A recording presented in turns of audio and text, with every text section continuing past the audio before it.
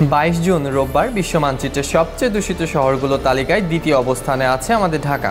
এদিন সকালে air quality index AQI দাঁড়িয়েছে 167, অর্থাৎ অস্বাস্থ্যকর পর্যায়ে। স্বাস্থ্যের স্বার্থে শিশু, বৃদ্ধ ও শ্বাসকষ্টভোগীদের জন্য বিশেষ সতর্কতা প্রয়োজন।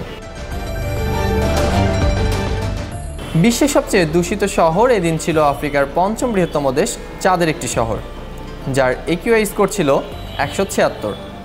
তৃতীয় স্থানে অবস্থান করছিল পাকিস্তান 164, এরপর কঙ্গো 153 এবং ভারতের দিল্লি 138-এ আছে। IQR এর স্কোর 0 থেকে 50 ভালো, 51 থেকে 100 গ্রহণযোগ্য, 101 থেকে 150 সংবেদনশীল গোষ্ঠীর জন্য অস্বাস্থ্যকর, 151 থেকে 200 অস্বাস্থ্যকর, 201 থেকে 300 খুব অস্বাস্থ্যকর এবং 300+ ঝুঁকিপূর্ণ। ঢাকার বর্তমান পরিস্থিতি অস্বাস্থ্যকর পর্যায়ে বলে অভিহিত হয়। তবে দুদিন আগে ইউনিয়ন পর্যায়ে ঢাকার AQI ছিল মাত্র 122, যা সংবেদনশীল গোষ্ঠীর জন্য অস্বাস্থ্যকর এবং তা 8তম ক্ষমতাসীন শহরের তালিকায় ঢেকে যায়। আর গত 14 সেপ্টেম্বর রাজধানীর বাতাসে ছিল নিরুপদ্রব সাফাই।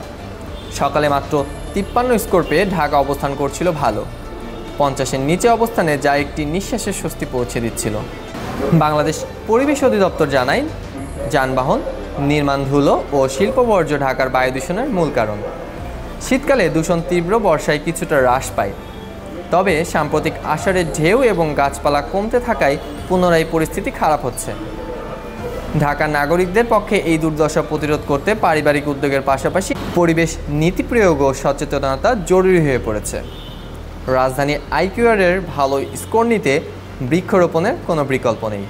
নাজমুল ইসলাম, সময় সমীকরণ।